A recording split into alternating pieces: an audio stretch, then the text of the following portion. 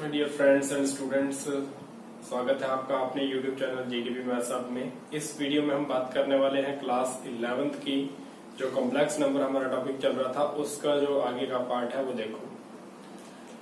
Next देखो, आपके पास हम बात करते हैं पावर्स ऑफ आयोटा। आयोटा की जो पावर्स है, इंटीग्रल पावर्स, उनको हम कैसे सॉल्व करते हैं। देखो, आइटा की पावर अगर आपके पास 1 है तो वो किसके इक्वल होता है, आइटा के इक्वल होता है। और आइटा का अगर स्क्वायर है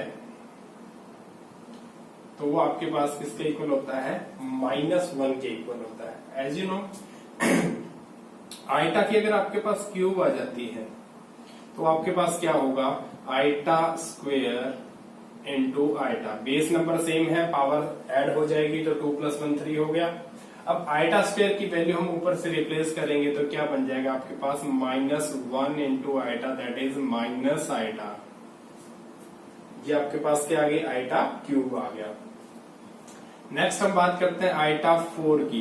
तो आइटा 4 क्या हो गया आपके पास, iota square into iota square. Power add होकर 2 + 2 4 बन जाएगी।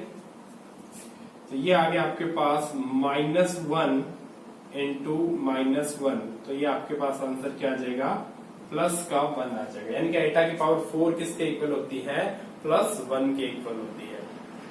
अब इसमें देखो, अगर आपके पास पावर 4 से बड़ी पावर्स होगी उसके अकॉर्डिंग हम इनको क्या करेंगे, सॉल्व कर लेंगे।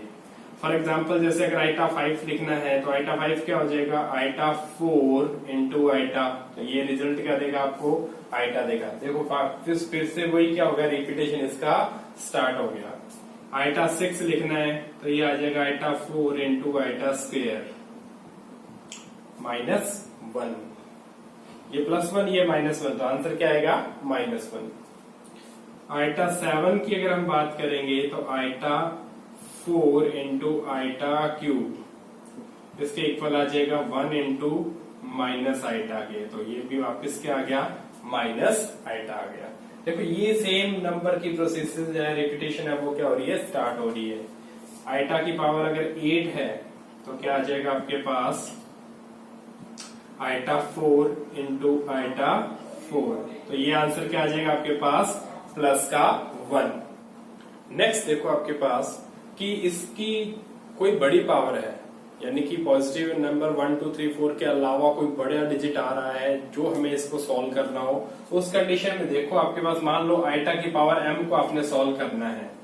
तो आइटा की पावर m को सॉल्व करोगे आप, उसको क्या करो, डिवाइड करो। m को है 4 से आप डिवाइड करो। मान लो a टाइम्स डिवाइड गया और r क्या रह गया, उसका रिमाइंडर रह गया। तो आपने उस नंबर को 4a + r, m = 4a + r की फॉर्म में एक्सप्रेस कर दिया। अब ये 4a जो है ये तो 1 बन जाएगा, इसकी जो पावर आएगी वो 1 बन जाएगी। अब यहाँ क्या बच जाएगा, ओनली आइटा की पावर r। तो आप डायरेक्ट उसको आप क्या कर सकते हो, सॉल्व कर सकते हो। फॉर एग्जाम्पल, आइटा की पावर मैंने ले लिया 38 ले लिया। 38 में 4 का डिवाइड दूंगा तो ये आ जाएगा आपके पास आइटा 9 इंटू 4 + 2। 9 4 तो 36 + 2 कितना हो गया, 38 हो गया। तो ये आपके पास, ये तो क्या बन गया, आइटा की पावर 4 और उसकी पावर 9 हो गया इंटू आइटा स्क्वायर, ये तो 1 बन गया। आंसर क्या रह गया आपके पास, आइटा की पावर 2। देखो, जो रिमाइंडर यहाँ आपके पास डिवाइड करने पे बनता है वो ही क्या हो जाती है, उसकी वैल्यू हो जाती है। और आइटा स्क्वायर की वैल्यू कितनी होती है, -1। तो आइटा की पावर 38 की वैल्यू कितनी हो जाएगी, -1 हो जाएगी। सो स्टूडेंट्स, इस टाइप से हम उसकी हायर पावर्स को सोल्व करते हैं। नेक्स्ट हम बात करेंगे जो आइटा की पावर नेगेटिव के अंदर है उनको हम कैसे सोल्व करेंगे। बिल्कुल ऐसे ही होगा। नेक्स्ट है negative powers of iota. Iota की नेगेटिव पावर्स, आपके पास आइटा की पावर -1 है। आइटा की पावर 0 ऑलवेज 1 होता है। ये आपके पास मैंने पहले बताया था कि जो आपके पास 0 के अलावा नॉन जीरो नंबर है उसकी पावर 0 ऑलवेज आपको 1 मिलेगी। तो आइटा की पावर -1 है तो इसको मैं क्या लिख सकता हूँ, 1 बाई आइटा। नीचे जाके पावर क्या होगी इसकी, पॉजिटिव होगी। अब यहाँ आइटा के अंदर आपको आइटा को डिनोमिनेटर्स में हटा के ऊपर लेके जाना है, तो इसके लिए आइटा की ऊपर नीचे मल्टीप्लाई किया आपने, आइटा यहाँ भी नीचे आइटा से मल्टीप्लाई, ऊपर आ गया आइटा, नीचे बन गया आइटा स्क्वायर। आइटा स्क्वायर क्या होता है -1, तो रिजल्ट क्या आ गया माइनस आइटा, यानी कि 1/आइटा या 1/आइटा या आइटा की पावर -1, तो उसका रिजल्ट किसके इक्वल होता है माइनस आइटा के।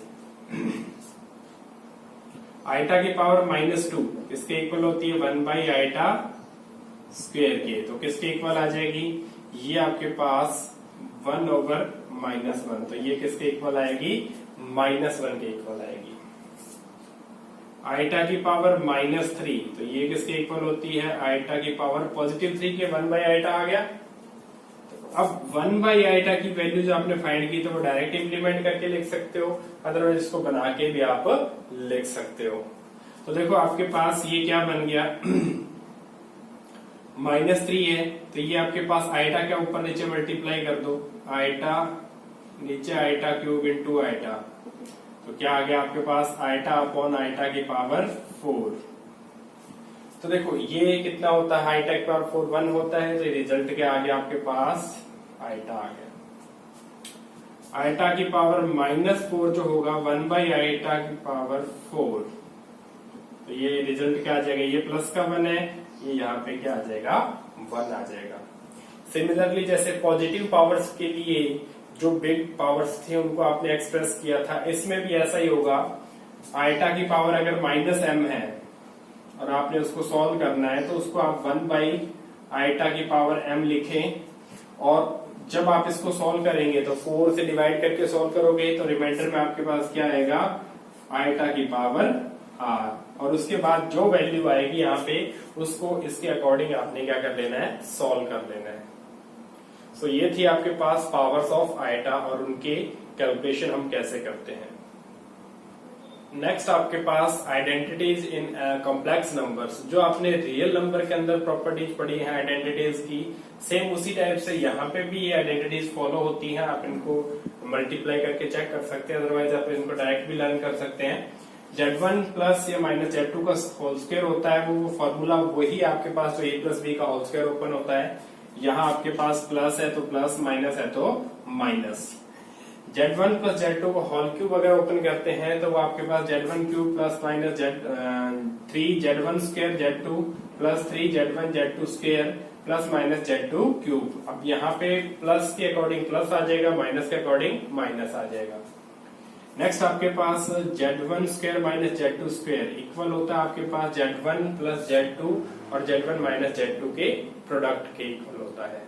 सो ये आइडेंटिटीज हैं जो आपने रियल नंबर के अंदर भी स्टडी की थी, यहाँ कॉम्प्लेक्स में भी वेरीफाई है। नेक्स्ट देखो आपके पास a + आइटा b की फॉर्म में किसी नंबर को चेंज करना आपके पास।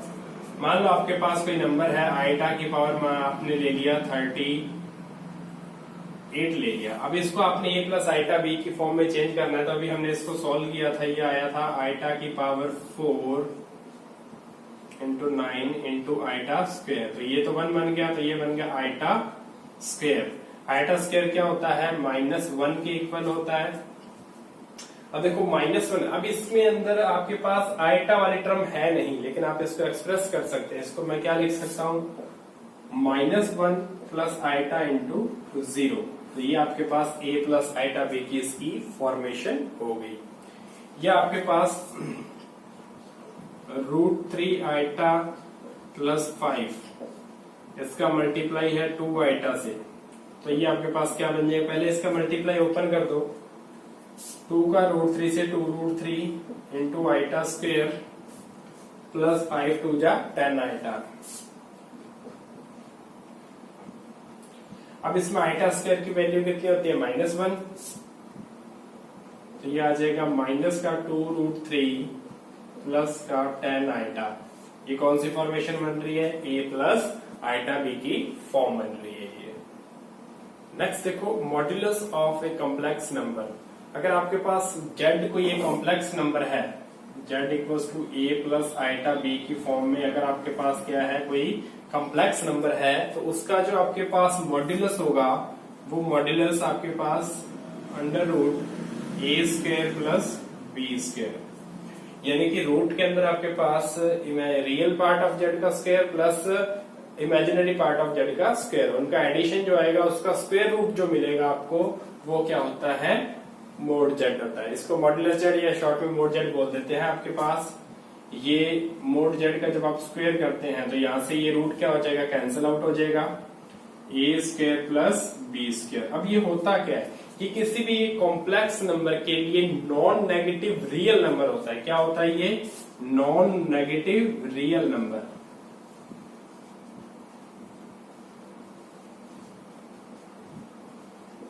काफी इंपॉर्टेंट है ये दोनों ही टॉपिक्स, मॉड्यूलस है कॉम्प्लेक्स नंबर का, चाहे आपके पास कॉन्जुगेट है, इन से आपके पास है कंपटीशन एग्जाम्स के अंदर भी इससे रिलेटेड क्वेश्चन मोस्टली पूछ लिया जाता है।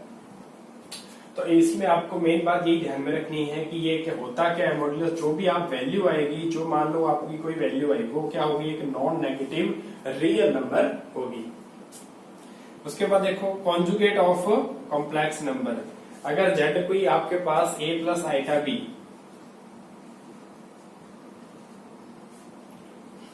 जेड अगर कोई आपके पास a plus iota b complex number है तो उसका कॉन्जुगेट जो होगा वो उसके ऊपर क्या लगता है, बार लगता है, जेड बार से रिप्रेजेंट होता है। होता कैसे है, ए प्लस आइटा बी, इसके ऊपर आपने क्या लगाया, बार लगाया, तो बार लगाने से होगा क्या, आपके पास जो आइटा की टर्म है उसका सिंबल क्या हो जाएगा, चेंज हो जाएगा। तो क्या बन जाएगा, ए माइनस आइटा बी।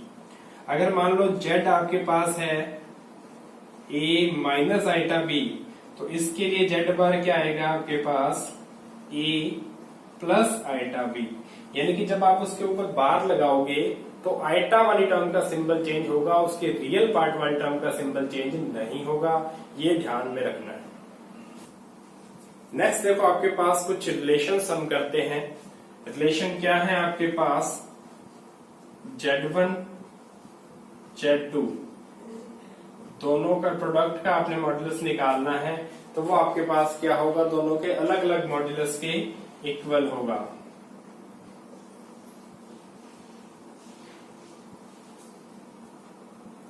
नेक्स्ट आपके पास Z1 Z2 डिवाइड का मॉड्यूलस अगर आपने निकालना है तो दोनों के सेपरेट डिवाइड, मॉड्यूलस के सेपरेट डिवाइड के क्या हो जाएगा, इक्वल होगा। लेकिन यहां पे कंडीशन क्या लगेगी, वेयर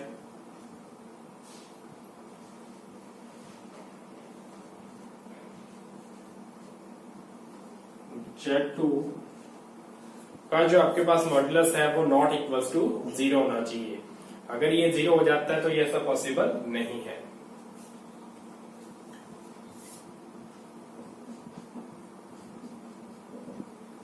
नेक्स्ट आपके बार से रिलेटेड जो प्रॉपर्टीज हैं, Z1 Z2 दोनों का प्रोडक्ट और उसका पूरे का बार है, तो अलग अलग दोनों के जो आपके पास बार था उनके प्रोडक्ट के क्या होगा, इक्वल होगा।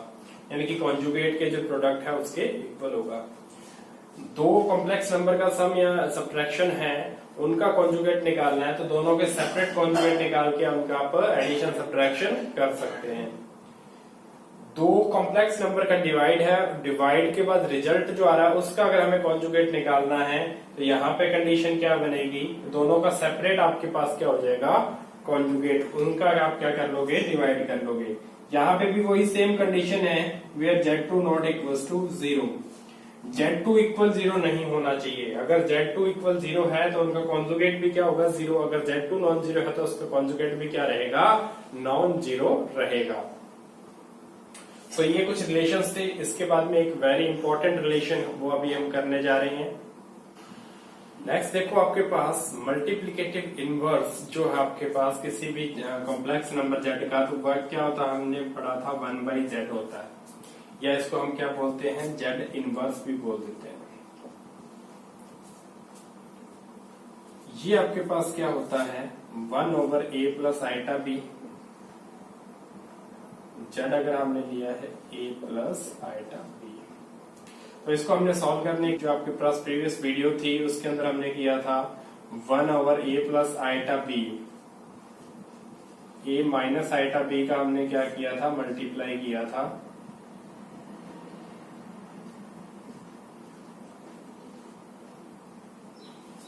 न्यूमरेटर और डिनोमिनेटर के अंदर a माइनस आइटा b का हमने मल्टीप्लाई किया था। तो यहाँ देखो आपके पास क्या बन गया, a माइनस आइटा b कौन में यहाँ बन गया था a plus B A minus B, that is A square plus B square.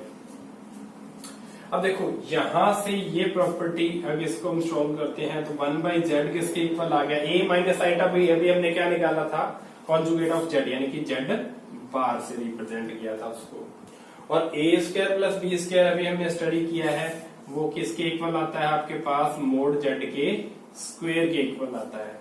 Cross multiply करेंगे तो वेरी इंपॉर्टेंट रिजल्ट निकलेगा हमारे पास, यहां से z बार इसके इक्वल होता है मोड z के स्क्वायर के।